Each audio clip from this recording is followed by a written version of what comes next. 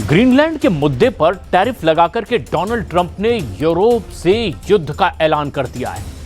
Trump की tariff वाली धमकी के बाद अब यूरोप के देशों, खासतौर पर फ्रांस ने ट्रंप को बड़ी वार्निंग दे दी है। इन देशों ने एक साझा बयान में कहा कि ट्रंप ने अगर टैरिफ लगाया तो अमेरिका से यूरोप के रिश्ते बुरी तरह से बिगड़ जाएंगे और फिर हालात बहुत खराब हो सकते हैं। इसमें साफ है कि ग्रीनलैंड के मुद्दे पर फ्रांस, जर्मनी और ब्रिटेन अब युद्ध की तैयारी में लग चुके हैं।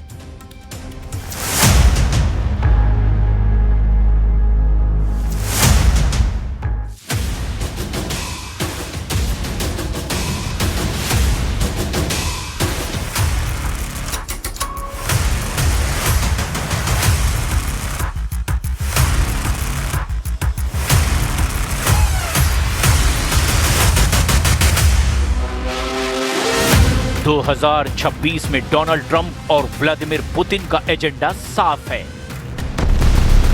बर्फीले वॉर जोन में ज्वालामुखी फटने का अलार्म बजने लगा है। 2026 में डोनाल्ड ट्रंप चाहते हैं पूरा ग्रीनलैंड और 2026 में व्लादिमीर पुतिन चाहते हैं आधा यूक्रेन। क्या है 2026 को लेकर दोनों लीडर्स का बहुत ही खतरनाक प्लान?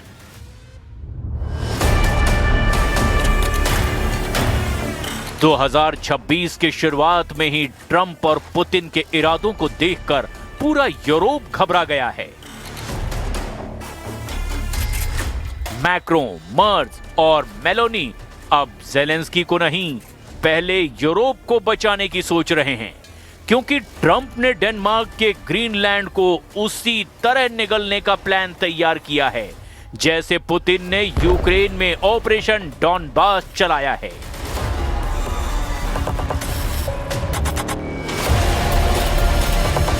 यानी साफ नजर आ रहा है कि ट्रंप अब 3.5 यूक्रेन पर कब्जा करना चाहते हैं। 3.5 यूक्रेन यानी ग्रीनलैंड। यूक्रेन के पास जितनी जमीन है उससे 3.5 गुना बड़ा है ग्रीनलैंड। दोनों के नक्शे देखकर समझा जा सकता है कि ट्रंप का ऑपरेशन ग्रीनलैंड क्यों 3.5 यूक्रेन के बराबर कहा जा रहा है। यूरोप के सबसे बड़े देश यूक्रेन का इलाका 6,03,000 वर्ग किलोमीटर से भी बड़ा है। इसके मुकाबले में ग्रीनलैंड का इलाका 21,66,000 वर्ग किलोमीटर से भी ज्यादा है। और ये आंकड़े देखकर यूरोप बहुत घबराया हुआ है, क्योंकि ग्रीनलैंड को हटाकर खुद यूरोप का इलाका 40 लाख वर्ग किलोमीटर है।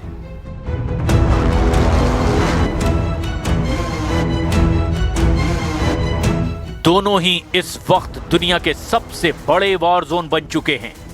यूक्रेन में लड़ाई जारी है, वहीं ग्रीनलैंड की खामोशी कब बहुत बड़े युद्ध में तब्दील हो जाएगी, इसकी आहट डोनाल्ड ट्रंप के बयानों में मिल रही है। यूक्रेन को यूरोप के हाल पर छोड़ चुके डोनाल्ड ट्रंप ने अपना पूरा फोकस अब ग्रीनलैंड पर कर लिया है और वो उसे किसी भी सूरत में अब हासिल करना चाहते हैं। We need Greenland from the standpoint of national security, and Denmark is not going to be able to do it, I can tell you that. Donald Trump ने ग्रीनलैंड के मुद्दे पर यूरोप को सजा देनी भी शुरू कर दी है। डोनाल्ड ट्रंप का टैरिफ वाला कांटा अब यूरोप को चुभना शुरू हो चुका है। ग्रीनलैंड पर यूरोप की सेनाएं पहुंच रही है। भले ही ये युद्धाभ्यास की तैयारी हो, लेकिन यूरोप के तेवर देखकर ट्रंप बिल्कुल भी खुश नहीं है। ट्रंप का टैरिफ वाला गुस्सा भड़क चुका है। ट्रंप ने ऑपरेशन ग्रीनलैंड का विरोध करने पर अपने मित्र देशों पर ही टैरिफ बम फोड़ दिया है। ट्रंप ने सबसे पहले डेनमार्क पर 10% टैरिफ लगाया, जो 1 फरवरी से लागू होगा। ट्रंप का टैरिफ बम वाला गुस्सा यहीं नहीं रुका, उन्होंने यूरोप के सबसे ताकतवर देशों पर भी टैरिफ बम लॉन्च कर दिया है।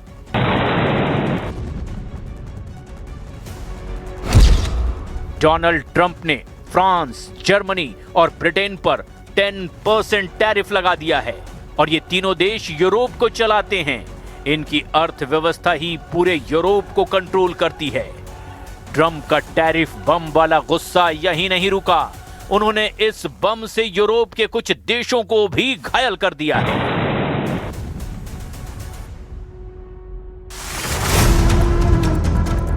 डोनाल्ड ट्रंप ने नॉर्वे पर 10% टैरिफ लगाया है, स्वीडन पर लगाया है, नीदरलैंड्स पर लगाया है और फिनलैंड पर भी 10% टैरिफ जुर्माना लगा दिया है।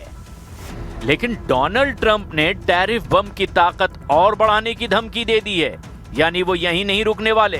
ट्रंप ने यूरोप पर टैरिफ धमाका करके ये बता दिया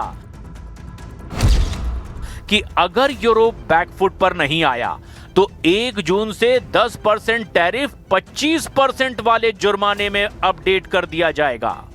यानी यूरोप को शुरुआती 10% टैरिफ वाली सजा देने के बाद ट्रंप ने 4 महीने की मोहलत दी है।